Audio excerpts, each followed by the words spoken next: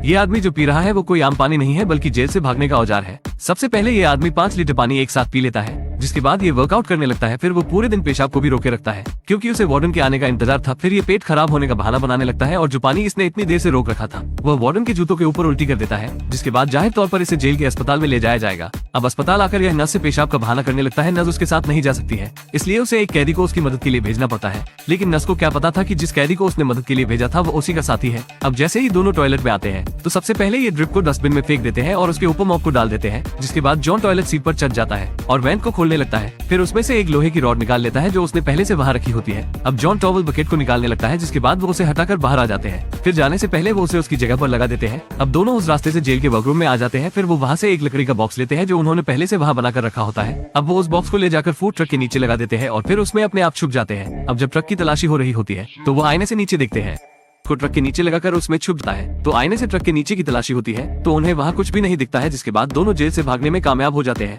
अब truck gas station पर रुकता है तो जब ट्रक ड्राइवर गैस भरवाने में लगा होता है तभी दोनों उस लकड़ी के बॉक्स को हटाकर बाहर निकल जाते हैं और एक गाड़ी में बैठ जाते हैं जो उन्हीं के साथी ने वहाँ छोड़ी होती है। जिसके बाद वो गाड़ी को चालू करके वहाँ से 1, 2, 3 हो जाते हैं। इधर जेल में भी इनका एक साथी और होता है जो खाली नहीं बैठता है और वो अपने सामने वाले आदमी को लड़ने के लिए उकसाने लगता है, जिसके बाद पूरी कैंटीन में हंगामा हो जाता है। इस चीज का फायदा उठाकर कैदी सारे गार्ड को उठाकर फेंकने लगते हैं, जिसके बाद एक गार्ड इमरजेंसी अलार्म बजा देता है, जिसे सुनकर वार्डन को इमरजेंसी प्लान को सक्रिय करना पड़ता है। अब कैदी फॉइल और प्लेट को लेकर विंडो को सील करने लगते हैं, जिसके बाद वो सारे सीसीटीवी कैमरों को आलू की मदद से कवर कर देते हैं। ये देखकर वार्डन को कुछ समझ ही नहीं आ रहा होता है कि सारे कैदी आखिर कर क्या रहे हैं, लेकिन उसे अपनी जगह बचाने के लिए सब गार्ड को इसे सीक्रेट रखने का ऑर्डर देना पड़ता है। लेकिन उसे क्या पता कि उसके कैदी एक बड़ी चोरी को अंजाम देने वाले हैं।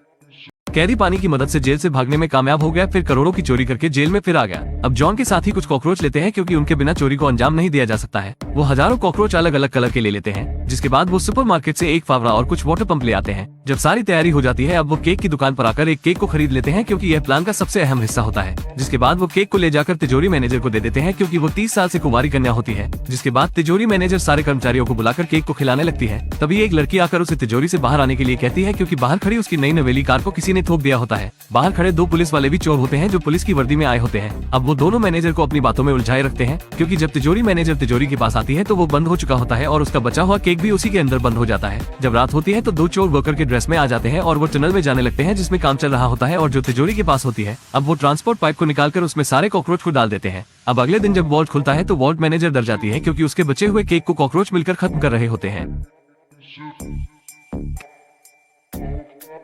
बनकर आ जाते हैं। अब वो तिजोरी वाले पाइप को पहचान लेते हैं कॉकरोच के कलर से। तभी हमें बाहर कार रेस होते हुए दिखाई जाती है जिस पर लोग ऑनलाइन सट्टा लगा रहे होते हैं। जॉन के निर्देश पर वो क्रेडिट कार्ड मशीन रिसीवर को बम से उड़ा देते हैं जो रेस ट्रैक के अंदर होता है। अब जब लोग कार की मदद से सट्टा नहीं लगा पा रहे होते हैं तो फिर उन्हें कैश देकर सट्टा लगाना पड़ता है। अब जब सब लोग पैसे देकर सट्टा लगाने लगते हैं तो कुछ ही मिनट में पूरी तिजोरी पैसों से भर जाती है। अब जॉन और उसका साथी दोनों छुपकर रेस ट्रैक पर आ जाते हैं। अब जब उन्हें कोई नहीं देख रहा होता है तो वो ट्रैश ट्यूब से होकर रिसाइकलिंग में आ जाते हैं। फिर वो टनल से होकर तिजोरी वाले पाइप के पास आ जाते हैं। उनका एक साथी पहले से वहाँ नमक लेकर खड़ा होता है, जिसके बाद जॉन उसमें ग्लू और थोड़ा और सामान मिलाकर एक बम बना लेता है जो छोटा सा धमाका करने के लिए काफी है। अब वो उस बम को बड़ी सावधानी से ट्रांसपोर्ट बैरल में रख देते हैं, फिर उसे तिजोरी वाले पाइप में डालकर छोड़ देते हैं जिससे तिजोरी में धमाका हो जाता है। अब जब बम फटता है तो उससे बना धुआं बाहर आने लगता है। ये देखकर कैशियर को तिजोरी में कुछ गड़बड़ लगती है, इसलिए वो सर्किट सिक्योरिटी को बता देती है।